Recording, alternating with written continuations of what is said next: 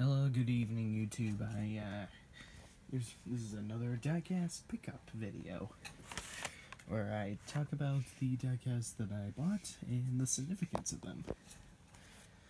Don't quite remember when Ryan Blaney ran this paint scheme. All I know that it was it's badass, and I think it ran in the Coca-Cola 600, if I'm not mistaken. It's mostly ran in the lower series, but this time they stepped it up and ran it in the Cup series.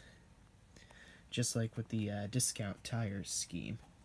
For years they ran that in the Nationwide series, but then Brad Keselowski started running that in the Cup series. Same scenario with the PPG paint scheme. Chris Buescher, I believe, ran, that's not a word, this paint scheme last week at Indianapolis. This is my first Chris Buescher car for the 37. That's another number added to the collection. Well, actually, I had 37 for a while, but just not the Gen 6 era. Next, we got Kyle Busch's Interstate Batteries paint scheme that he won with at Texas, which I was pissed about. And it's also the same paint scheme that he beautifully wrecked at Daytona. As you all know, that I was there, and I was pretty damn happy to see him crash, but at the same time, I'm glad he was safe. I know I hate Kyle Busch with a passion, but at least his paint schemes are badass. I still like his cars. Just like with Ted Nugent, he's a cunt, but I still like his music. Same with Gene Simmons. He's a huge asshole, but I still love his music. And Kiss as a whole. Not a Kyle Busch fan at all. I fucking hate him, but his paint schemes are always badass.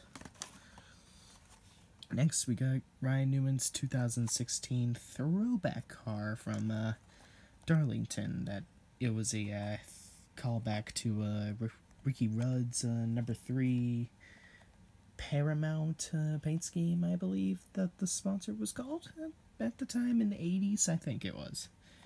It's not a 100% in the replica like Austin Dillon's throwback, but it's still a pretty damn badass scheme. And it's definitely cherishable in my collection. And then next we got Landon Castle's Starkey paint scheme that I saw him race at in Loudon.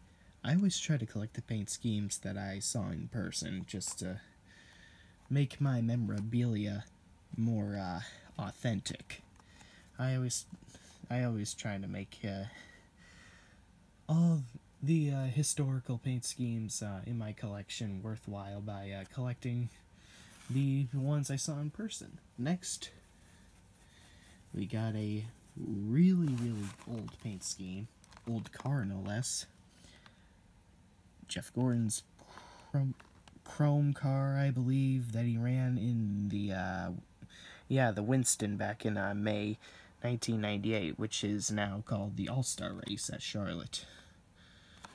Well, it was always ran at Charlotte, but there was one year, I think it was 1985, 86, that they ran it at Atlanta, but then they went back to Charlotte.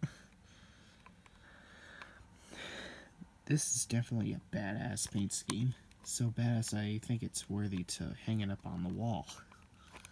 And then put it in the drawers right here.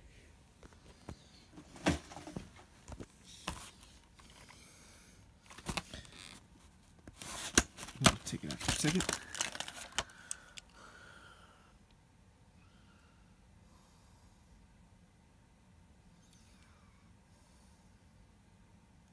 Just testing the quality, that's all.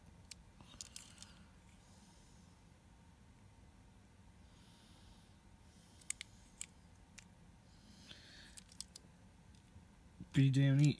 I'll put it back in the box later. And lastly but not leastly, Clint Bowyer's reverse paint scheme from last year. That I, of course, saw him race at Phoenix and New Hampshire, even though it was a different sponsor on the hood. But it's still the same scheme nonetheless.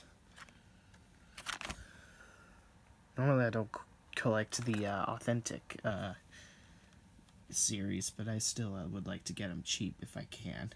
since the diecasts on eBay are already expensive enough, and as well, let alone at the speedways whenever I go shopping for souvenirs.